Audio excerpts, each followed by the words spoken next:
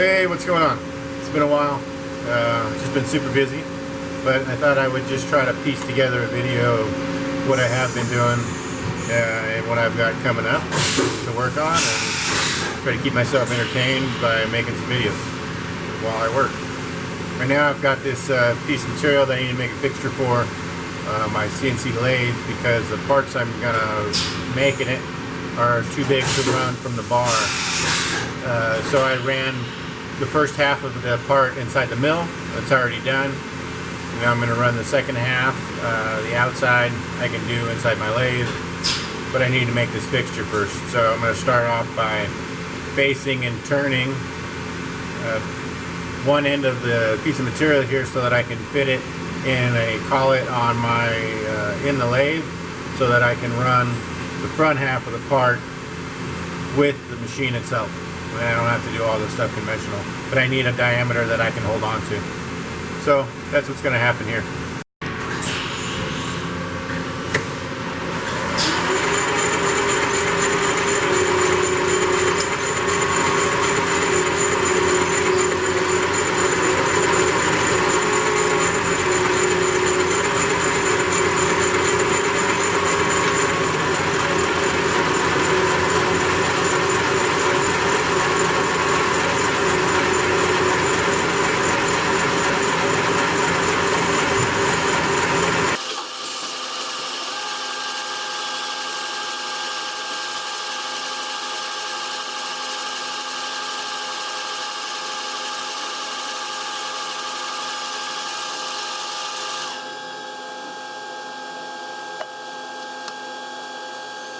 Alright, so to improve the accuracy of this machine, sometimes I'll hook up a dial indicator on a magnetic base to measure the movement of the machine on its own. Just helps. So that's what I'm looking at right here.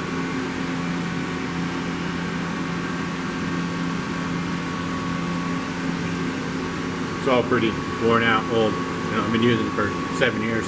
Hard. I've also got a mill job going on. So there'll be a lot of breaks in the video, but this is what I'm working on over here. Some clamps, or some spacers from another company, another job, friend. Got that many more to go. Got 3 vices set up. Picked up this double, but I'm just using a spacer back here. I'm doing the holes, one half part, and then the first half of the part. You can see I'm holding it down here, and I flip it over into here. So, got 2 things going, trying to get the lathe, CNC lathe running too. This is what it looks like when it's freshly loaded. Fresh piece of material, flipped over the piece out of here into here to cut the bottom off, and then I need to poke some holes. And then it's back over here.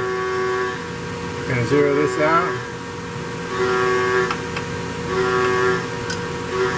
Shows me where 0 is on there. I'm going to cut 1/2 inch this way down to 1 1/4 inches in diameter.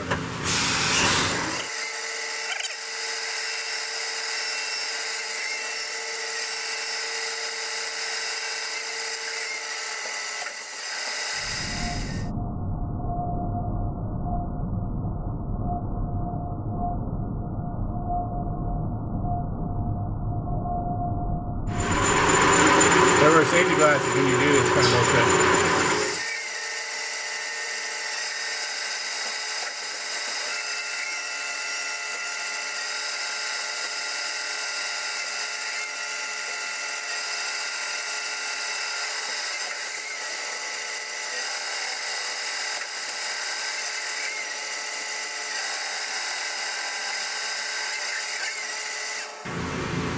Alright, so I'm going to just measure it once in a while.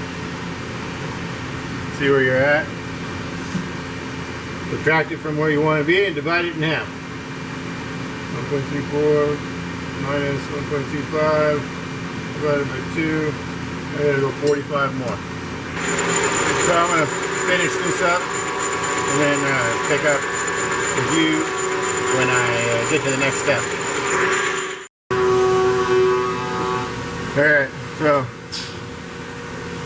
easier to measure stuff with round stuff with a mic. Stick it on there.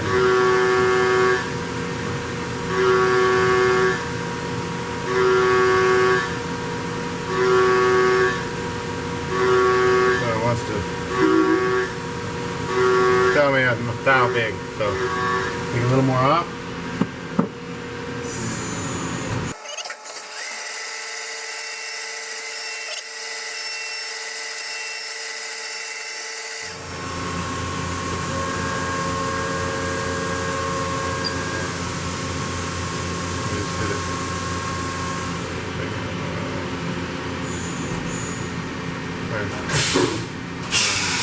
Probably not. Whatever.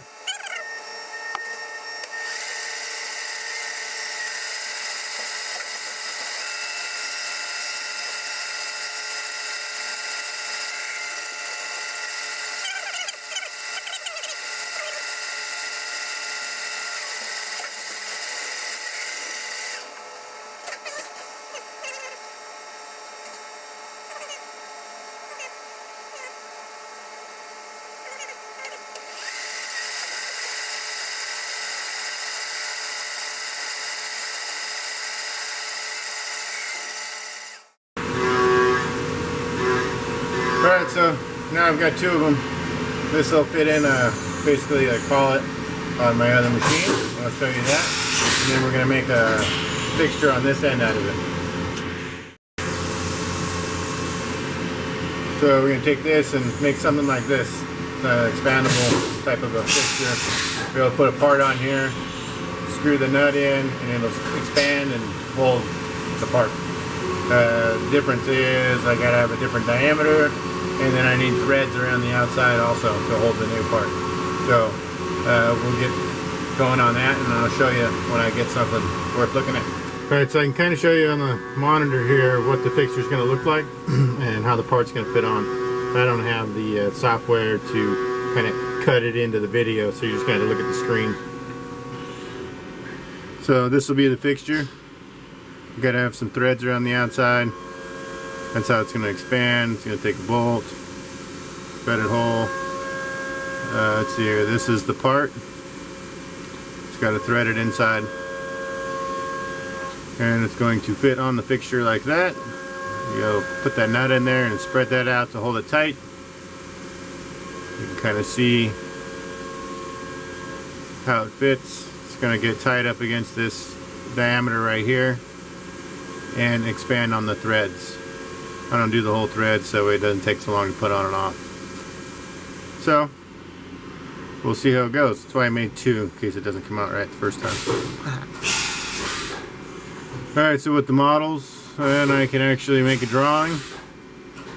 It's kind of down here. So I get the drawing, put some numbers on it, and then I can I start writing myself a program. I don't have a correct software for the lathe, so I just write everything by hand. This is all G-code. Basic switching from tools in here. This is a CAN cycle for outside profiling or inside face, whatever you want. But it's a CAN cycle. You can look it up, or if you ask, I'll do a video about it. So I got all this stuff written out. I gotta add some threading and then throw it in the machine, and I'll catch up then. Alright, I'm not so sure where I left off. I got sidetracked with some other stuff. Thought it'd be too confusing to try to just bounce around on the video. So back to where I was. Alright, I cut this side to a size I can hold in a collet that fits in the machine. And what I was taught was it's best practice to turn this stuff and not just put it in with raw size, because this cannot be, sometimes can be out of round. So if I put it in this way one time and the next time I want to use it I stick it in this way, chances are it won't run true. So by turning this as best you can, in my case in my little lathe, it'll be more repeatable when I put it back in. So that's what this is for. Now I'm going to stick it in here, and then we're going to run the program to turn this side into the expandable part. Alright, so hopefully this kind of helps with the light. I got it in there on a collet that I can use, and it spins pretty true right here, a little bit out right there, but I'm going to cut all this down now.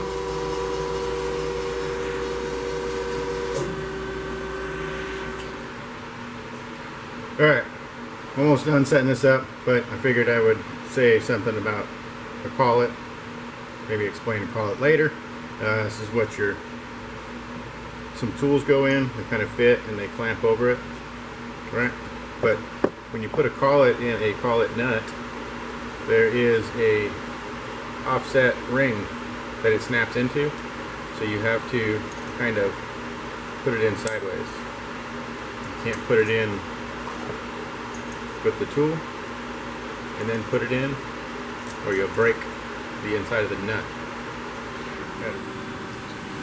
Alright, I got extra tools in here. I don't always pull everything out right away, but I've got a 1/8 inch end mill in here for my slots. I've got an insert drill, boring bar, through the tool coolant setup, drill, and a tap. The material. And I'm going to make some chips. A little how-to on what I've done so far. Alright, I took one of the aluminum ones and I cut it, split it so that I could do the fit on the front half of the fixture and then fit on the threads. I'll show you right now. I did that before I started slotting it all. Alright, so first I fit the front of this, give it a little bit of play.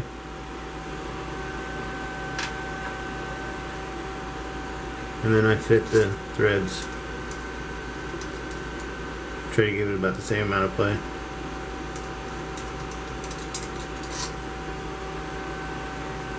Now I'm going to use the little 1/8 inch end mill to split it.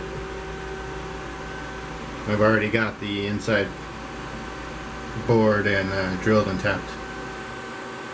Alright, and I got this already made from the last time I used one of the expandable fixtures that I've made. Just a little bit of a bolt with taper on it to help spread it out. I'll show you.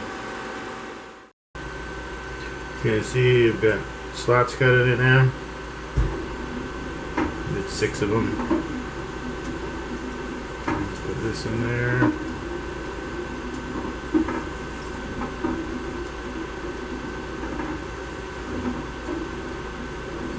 There's in there. When I tighten it up, it'll space it out.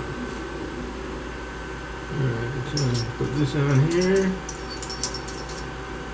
Stops up against the top right here, the face.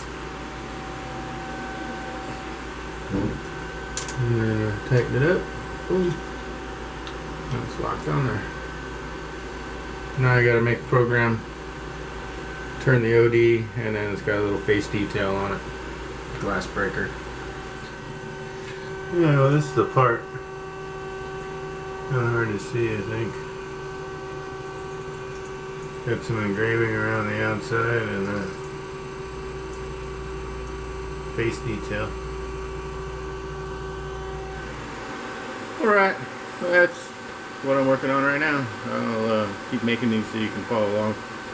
It's not really a how-to or anything, but if you got questions and I might be able to answer them, or want to see something a little more detail, let me know. You're a professional, you got any tips, more than welcome to share if you want. If you're a troll, you know, crawl back under the bridge. Talk to you later.